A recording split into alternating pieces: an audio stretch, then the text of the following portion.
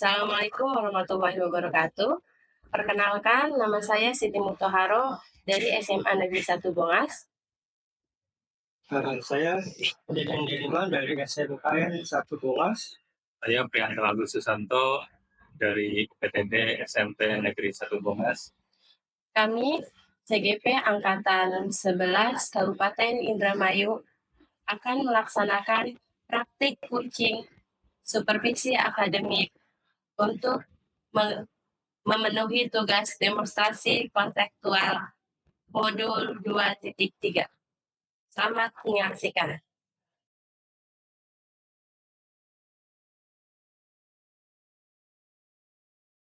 Assalamualaikum, selamat siang Ibu Siti. Bagaimana kabarnya hari ini? Waalaikumsalam warahmatullahi wabarakatuh. Alhamdulillah Bapak, hari ini saya baik.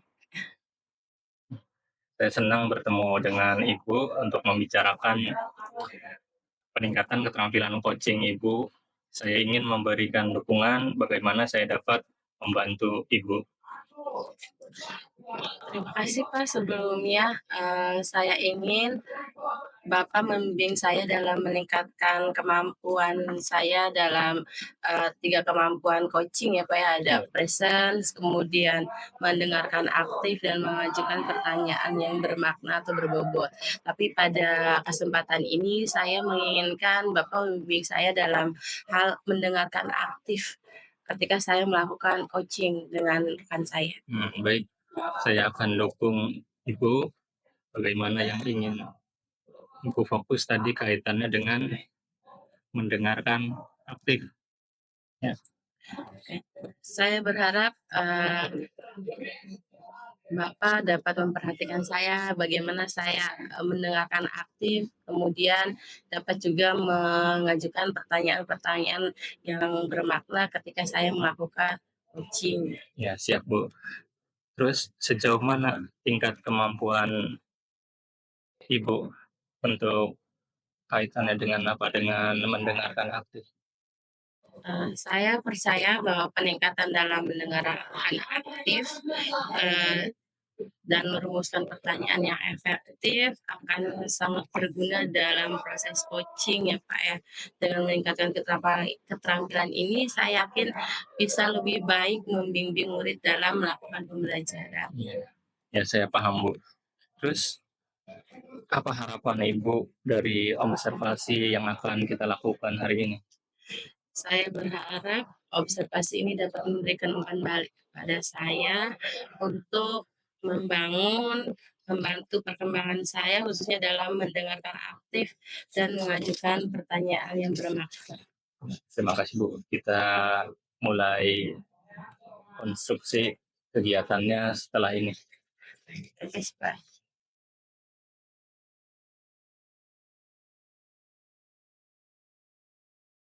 Selamat siang Bapak. Akhir-akhir ini saya perhatikan setelah mengajar Pak Deden lebih banyak diam. Apa ada yang dipikirkan? Benar Ibu. Ibu maaf boleh saya minta waktunya. Saya ingin bercerita tentang apa yang saya rasakan akhir-akhir ini di kelas. Kebetulan menyangkut siswa di kelas. Mungkin membutuhkan waktu yang agak sedikit lama, tidak apa-apa Bu? Silakan Pak, tidak apa-apa. Kebetulan saya juga waktunya kosong ya. Sebelumnya Bapak relax dulu duduknya biar enak ceritanya gitu. Terima kasih Bu. Saya memang perlu seseorang untuk membicarakan permasalahan yang saya hadapi. Terima kasih sebelumnya sudah bersedia membantu Bu. Jadi apa nih yang bisa saya bantu? Saya ingin mendapatkan solusi dari masalah saya Bu. Coba ceritakan. Saya ingin tahu apa yang menjadi beban pikiran Bapak tentang murid-murid tersebut. Saya merasa murid-murid saya tidak seluruhnya aktif dalam kegiatan diskusi Bu dan presentasi kelompok. Mengapa? Apa yang membuat Bapak merasa murid-murid itu banyak yang tidak aktif? Begini Bu, setiap diskusi kelompok ada saja yang seolah tidak serius bekerja, sering mengandalkan anggota yang dianggap lebih pintar saja atau yang terpilih sebagai ketua kelompok. Oh, begitu. Jadi, apa target dan tujuan yang Bapak harapkan yang bisa dicapai setelah kita melakukan uh, percakapan selanjutnya?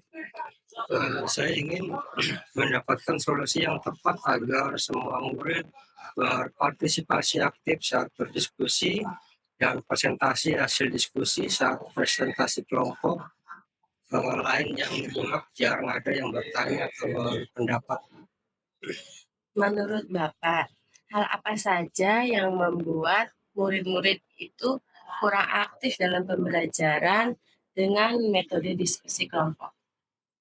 Karena mungkin karena mereka takut salah bicara atau tidak punya pertanyaan karena memang belum paham, atau tugasnya terlalu mudah sehingga dapat diselesaikan oleh beberapa anggota yang kerjanya cepat. Bisa dari segi kurang percaya diri juga ya mungkin ya Pak ya? Gitu. Apa namanya, dalam satu kelompok biasanya terdiri dari berapa orang Pak? Ya sekitar 7 sampai 8 orang, Bu. Nah menurut Bapak itu sudah efektif apa belum? Semula saya pikir itu akan memudahkan saya dalam merekap hasil kerja kelompok, tapi dampak negatifnya malah dalam kerja kelompok itu ada yang cuma menunggu hasil dan cuma menyalin hasil jika tidak ditunjuk melakukan tugas penting yang ditentukan ke kelompok. Oh begitu ya Pak ya.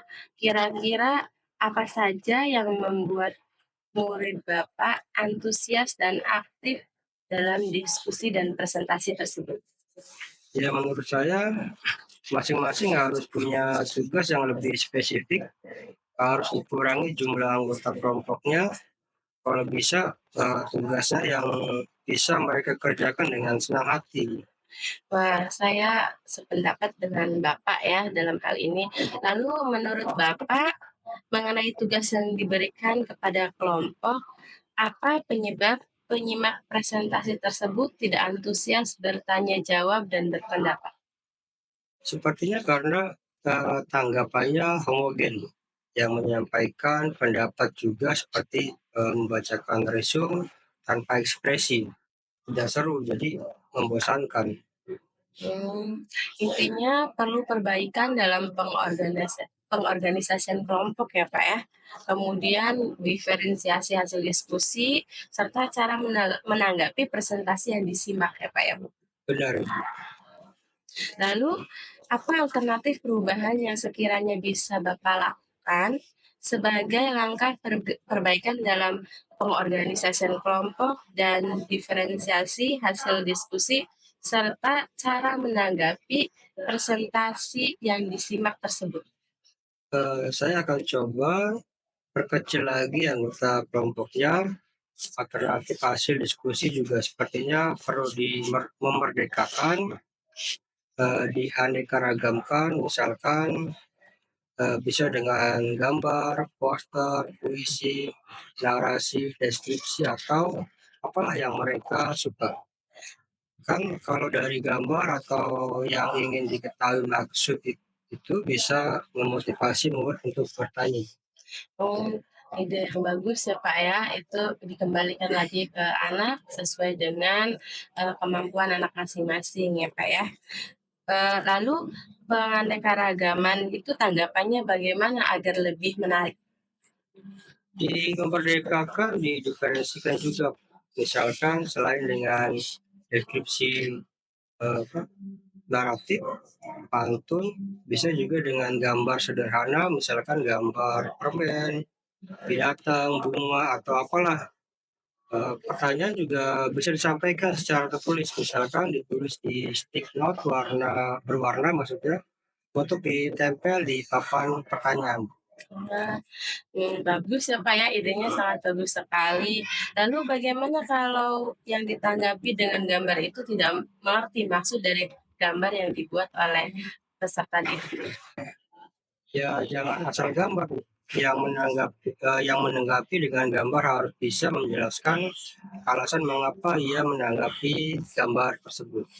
Berarti tidak hanya asal gambar ya Pak ya, harus ada makna dari gambar tersebut yang kaitannya dengan materi. Oke, itu bagus ya Pak ya.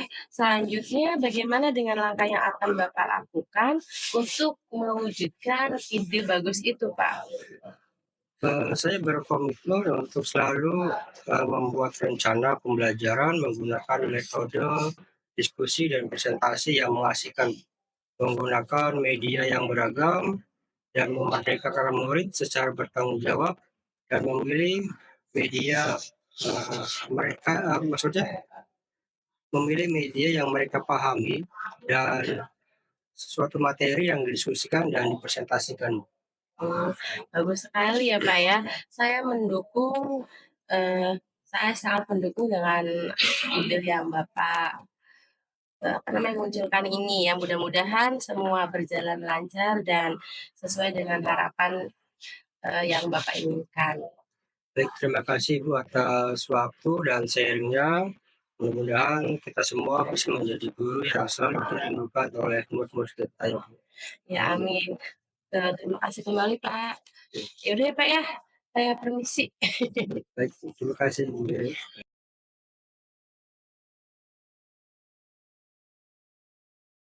Selamat siang Ibu Siti. Terima kasih telah menyediakan waktunya untuk berbicara dengan saya.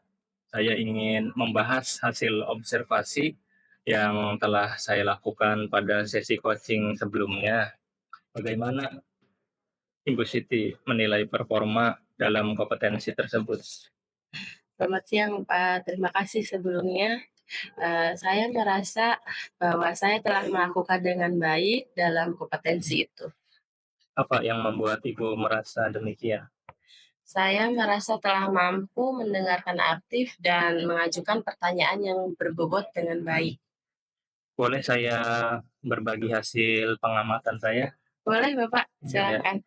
Saya melihat bahwa Ibu telah mendengarkan dengan aktif dan mengajukan pertanyaan berbobot dengan baik juga sesuai dengan standar yang kita rujuk. Bagaimana pendapat Ibu tentang hasil observasi dari saya? Saya senang mendengarnya Bapak. Terima kasih atas umpan baliknya. Namun demikian, saya juga melihat aspek-aspek yang masih bisa ditingkatkan, Bu. Misalnya saat observasi tadi, saya memperhatikan saat kegiatan coaching, Ibu melakukan kegiatan mendengar dengan aktif mungkin masih bisa ditingkatkan lagi. Yang sebetulnya sih sudah baik. Bagaimana pendapat Ibu? Saya mengerti Pak. Nanti saya akan berusaha untuk lebih meningkatkan lagi. Dari diskusi kita hari ini, apa langkah konkret yang akan Ibu ambil untuk meningkatkan performa di area tadi? Saya berencana untuk melakukan latihan lebih intensif lagi dalam mendengar aktif dan merumuskan pertanyaan-pertanyaan yang lebih efektif. Ya, mudah-mudahan pertemuan hari ini kita bisa belajar dan kita juga bisa meningkatkan keterampilan kita yang berkaitan dengan coaching. Terima kasih, Bu. Ya, Assalamualaikum. sama-sama Pak. Waalaikumsalam. Mari bergerak bersamaku.